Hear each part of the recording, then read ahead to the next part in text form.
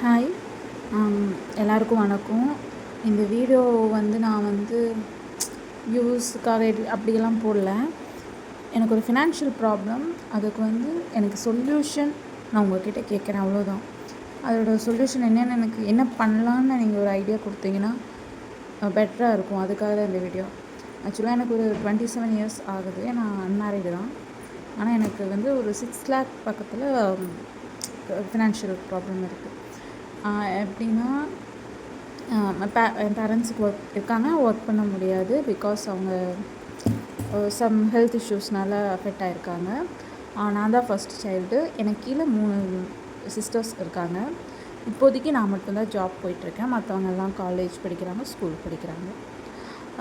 நான் படிக்க காலேஜ் ஸ்டார்டிங்லேயே பார்க்க முடியாமல் ஆனதுனால அப்போத்துலேருந்து என்னை படிக்க வச்சதும் கடனில் தான். அதுக்கப்புறம் நான் படித்து முடித்து ஒர்க் வந்துட்டேன். என் சேலரி ஒரு 20K இருக்கும். அந்த 20Kல தான் நாங்கள் 6 பேரும் மேனேஜ் பண்ணியிருக்கோம். அது எனக்கு சொந்த வீடு இல்லை, ரெண்டில் தான் இருக்கும். சொந்த இடம் அப்படி எதுவுமே இல்லை, ரெண்டட் தான். அதையும் கொடுத்து இப்போ நான் ஸ்டடீஸுக்கு வாங்கினது ஒரு 2 lakhs பக்கம் இருக்கும். அது போக சிஸ்டர் ஸ்டடீஸுக்கு நான் ஒரு 2 lakh பர்சனல் லோன் எடுத்தேன். அப்புறம் கிரெடிட் கார்டில் இருந்து ஒரு 1 lakh அந்த மாதிரி எடுத்தேன். அப்புறம் என்னோடய கோல்டு நான் கொஞ்சம் அதுலேயும் கொஞ்சம் ஓரளவுக்கு சேவ் பண்ணி ஒரு கோல்டு எடுத்திருந்தேன். அதையும் பேங்கில் வச்சு அதில் ஒரு 1 lakh எடுத்தோம்.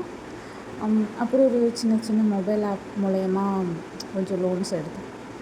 இப்போ என்னோடய சேலரி 20K தான். ஆனால் நான் அந்த ஃபஸ்ட்டு ஒரு லோன் 2 lakhs எடுத்தேன்.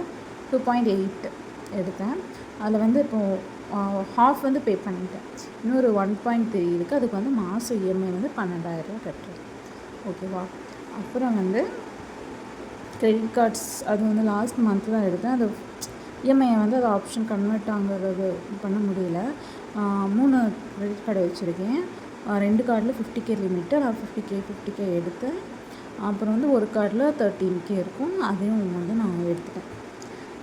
அப்புறம் சின்ன லோன் 10K 15Kன்னு அந்த மாதிரி இருந்துச்சு. அது 2 monthsக்கு எனக்கு இன்னுமே இருக்குது. அது 2500 சம்திங் அதோட இஎம்ஐ. அப்புறம் இன்னும் பேங்க்கில் நான் மறுபடியும் பர்சனல் லோன் எடுத்திருந்தேன். 1 lakh ஒன்று, 80,000 ஒன்று, இப்படி 2 லோன் எடுத்திருந்தேன். 80,000ஓட இஎம்ஐ 2858 கட்டுறேன்.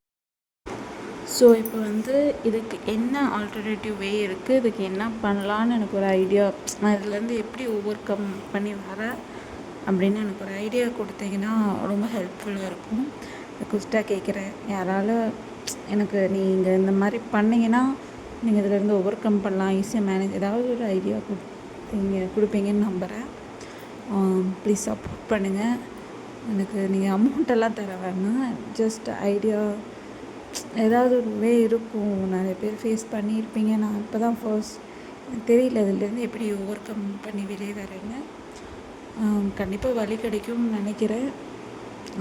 ப்ளீஸ் சப்போர்ட் பண்ணுங்கள். தேங்க்யூ.